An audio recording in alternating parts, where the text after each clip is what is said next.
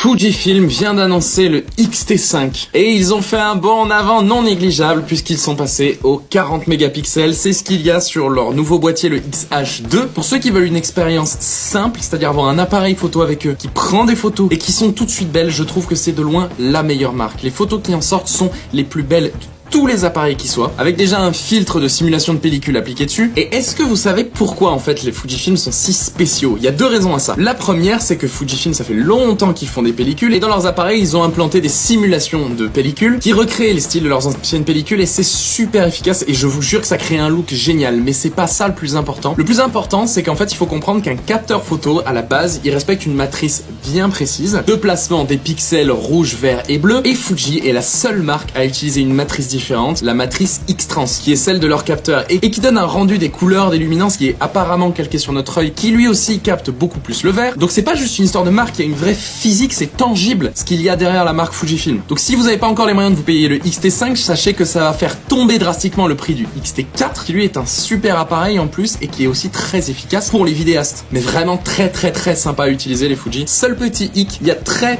peu d'objectifs de marques tierces qui font que leurs objectifs sont relativement chers.